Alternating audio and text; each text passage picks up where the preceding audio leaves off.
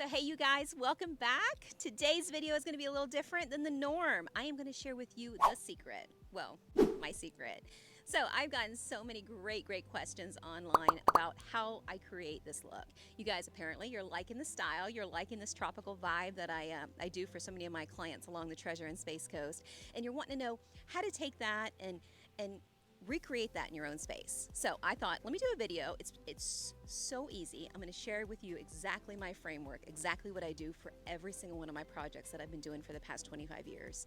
And this way, this is something that you can take and you can customize it to fit your space, your front yard, recreate this in your backyard. So I'm going to briefly go over the overall kind of layers and the steps that I take, and then I'm going to go to a house that we just recently finished. It's what I call a typical front yard, and then I'm going to take and share with you exactly that front yard and show you the kind of the examples of how that's going to work into my framework. I'm hoping that really helps and gives you guys some good guidelines on what to do.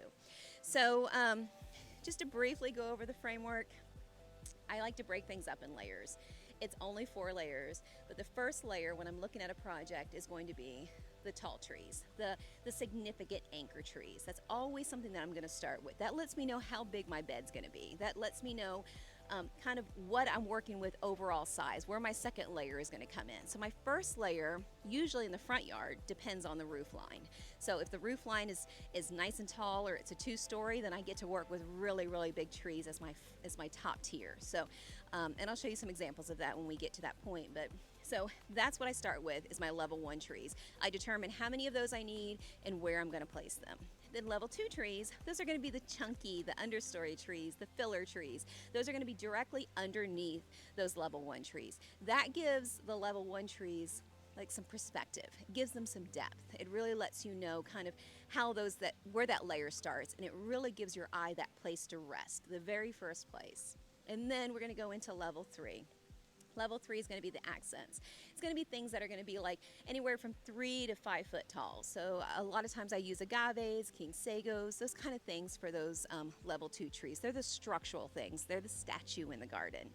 And then level 4. Level 4 is my favorite. It's the filler plants. It's the blooms. It's the color, the things that you draw with, that lower impact, so that you can really kind of contour light and dark colors with. So that's my level 4. So I'm going to take you right now to a house down the road that we did last month, and it's going to kind of give you the whole idea of how those levels line up on that particular front yard, because I consider that pretty much your typical front yard garden. I'm hoping this really helps you guys when you create your front yard garden.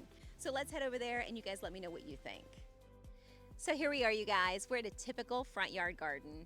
This is one that we did about a month ago, so it's really new, really newly installed, but I really thought this was going to be a great example of showing you how to do the layers.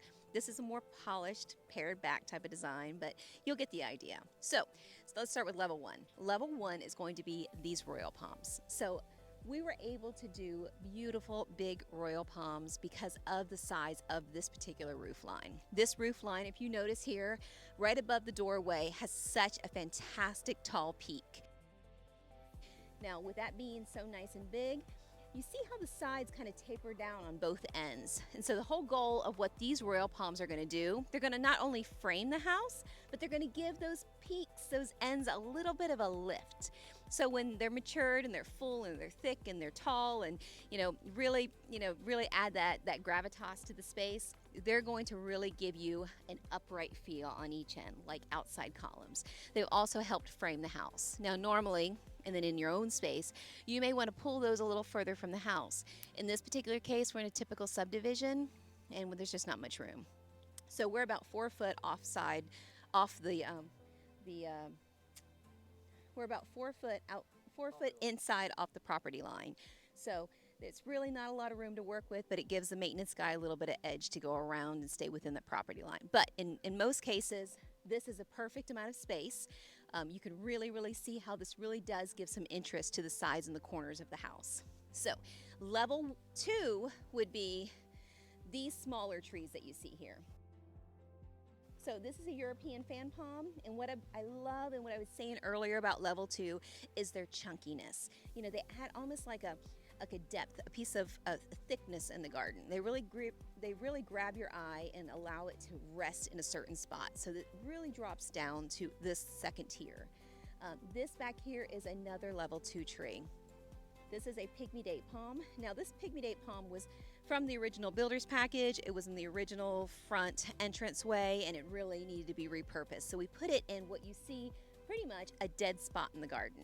So you see how this tree really does a great job of kind of being a background of these larger trees. I think that the whole purpose of a level 2 tree is to give the level 1 trees perspective, give them size, and then give them a place for your eye to rest just below those. So now we get to level 3 accents. So level 3 accents would kind of consist, now in a lot of cases I do agaves for level 3 accents, but in this particular case we didn't quite have the room for it. We had to stay with something more linear, more compact, and this little blueberry tree is a perfect example of a level 3 accent. This guy is in a dead spot. He's between these two windows. We needed something over here on this side, but we really couldn't take up too much space. So he's going to be about 5 to 6 foot tall right in this spot, and also give your eye a place to rest as you're running through the garden. Oh, I did forget to mention, this is another level 1 tree, and I hate to go back to you guys, but I don't want to not mention this here. This is a double King Alexander, and I'm absolutely in love with what it does to a space.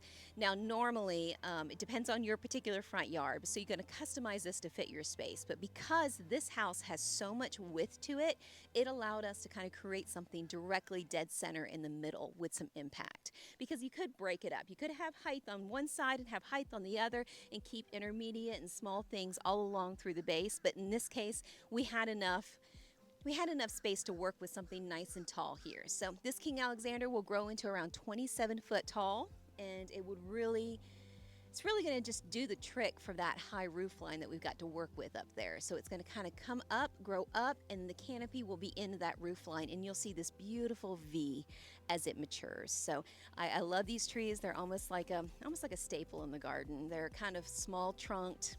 You know, they don't offer too much. They don't offer too much of a barrier. So I could have put another royal palm in this particular spot, but I guess you guys can see why I didn't. This tree pretty much is something that you can nicely see through. It's a nice thin trunk line, so it really allows you to kind of give you a visual structure here without taking up too much room, like the girth of what a royal palm will do.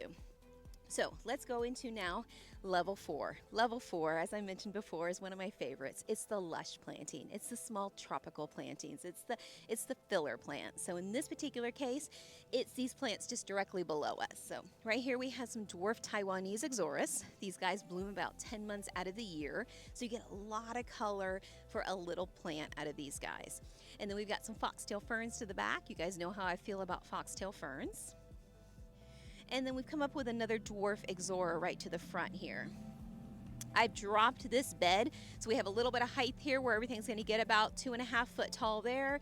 Then it drops to about 1 foot to 1.5 foot tall with these little Blue My Minds. These are a nice little lower ground cover. And you guys want to keep one thing in mind when you're doing your layers.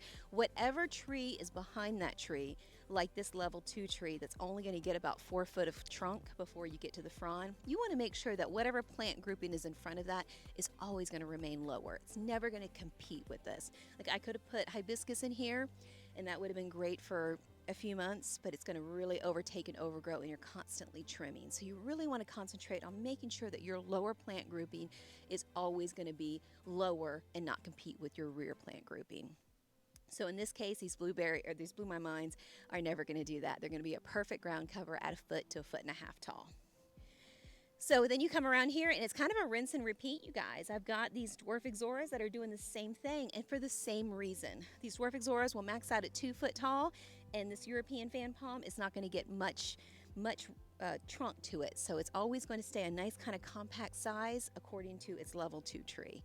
So you kind of have to really play with the layers, and then keep yourself into a low maintenance bracket by making sure that you're really working with those levels and really understanding how high things are going to get as they grow in. Now, if you notice back here, we've got a royal palm that's really going to take off, and this guy's going to get big and beautiful, and we're going to have no shortage of trunk.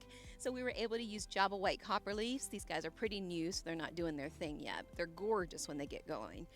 they're going to be a nice 4-foot grouping up underneath here, and that's going to be the highest point of this whole bed, because look, we have plenty of room on this trunk to raise this. So imagine 4 foot here, drops down to 2 foot, drops down to 1.5 feet, drops back up to 2 to 2.5 foot on that side. So you kind of see how the beds do that for themselves without you constantly hacking or maintaining or working with them, and then it's not going to challenge their growth cycle for their blooms. So that's kind of really the secret to it. It's just as simple as that.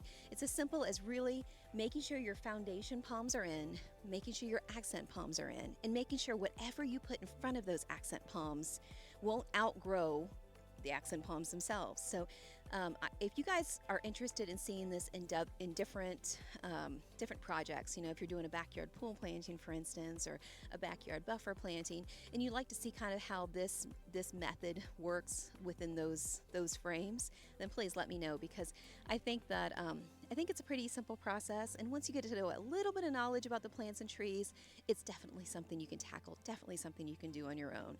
Those of you who don't want to tackle it and need more than inspiration, then please reach out to us. I'll put all of our contact information down below, and we'll be happy to meet with you and see what we can do in your space. We are a landscape design and installation team that runs along the Space Coast and the Treasure Coast, and we would be so happy to work with you. Again, we do design and installation, and I'll put all of our info down below. So anyway, you guys let me know what you guys think of the video, and I hope it was helpful. Take care.